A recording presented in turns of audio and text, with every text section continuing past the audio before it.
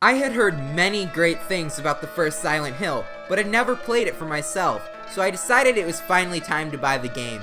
After playing it, I can safely say it was just as good, if not better, than what I thought it was going to be.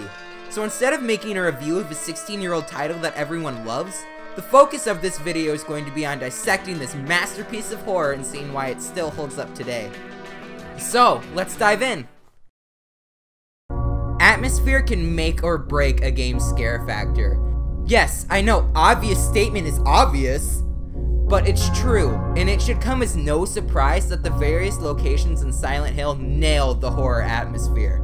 The locations are so diverse that you never have to be worried about growing tired of one setting. The streets of Silent Hill are scary enough, but then there's a hospital filled to the brim with nurses that want to cut your face off, a dark abandoned amusement park where the rides continue to go, and the laughing and screaming of children is frequent, and many more bone-chilling areas get thrown in. This game is the sole reason I will never go to an amusement park after hours. It's amazing how the world of Silent Hill can take you places you would usually think of with fondness, and shows you just how terrifying they can be. The settings help to make Silent Hill feel desolate and hopeless, but that's not the only part of the experience that does this. This brings me to my next point. Usually when I think of great soundtracks, horror games don't typically come up, but a good soundtrack is integral to a satisfying horror experience. Music is a great way to control the emotions of the player, and Silent Hill's phenomenal soundtrack does just that. A lot of the songs in this game use unorthodox instruments and noises to make it sound chaotic and unsettling. It feels almost otherworldly. This isn't all the soundtrack has to offer though. Some of the music is meant to feel sad, lonely, and barren. The Silent Hill theme is one of the most beautifully haunting songs I've ever heard in any video game. Even though the soundtrack is amazingly well done, there are many times where there is no music. The lack of music creates a sense of uneasiness that wouldn't be there if music was constantly playing. In this game, there is no place where you can feel safe, and the way that the overwhelming silence reinforces this feeling, that's good sound design.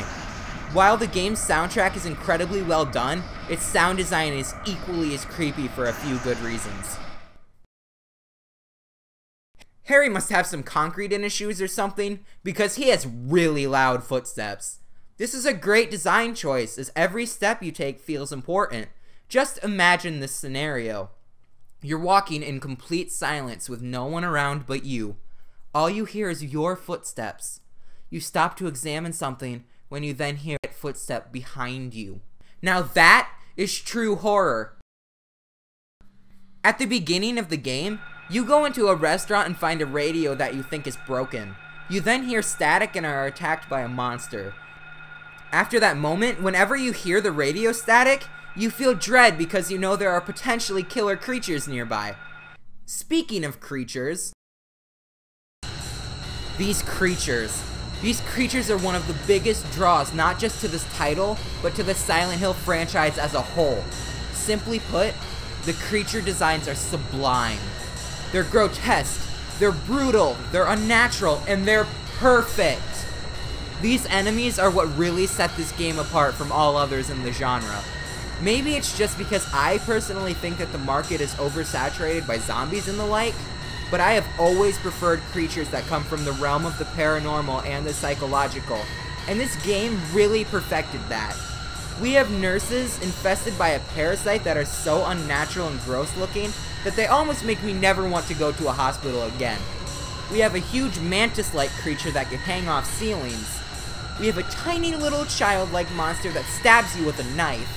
And we have something that looks like a giant leaping monkey.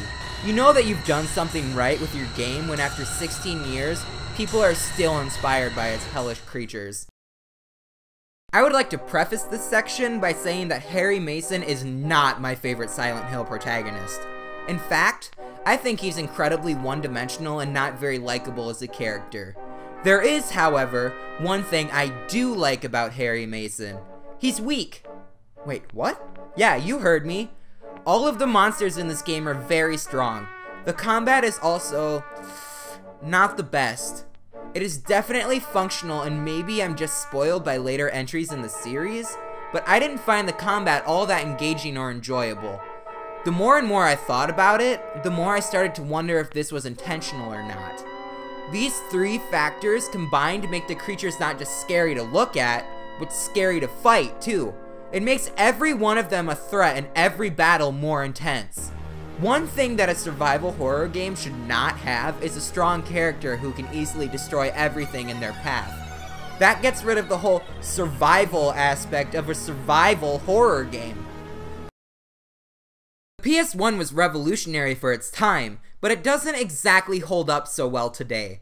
There were some things it just couldn't do at the time.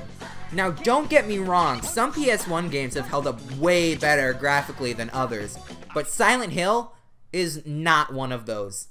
I was thinking about this and realized that it is actually in the favor of the game to have lackluster graphics. All the visuals have a certain jaggedness to them that makes them feel imperfect and broken, which is kind of one of the main themes of the game overall. Also, the creators used the PS1's low draw distance as an advantage by adding fog. The fog adds an unpredictability to the game by making you unsure of what's in it. Anything could be lurking in there, watching, waiting.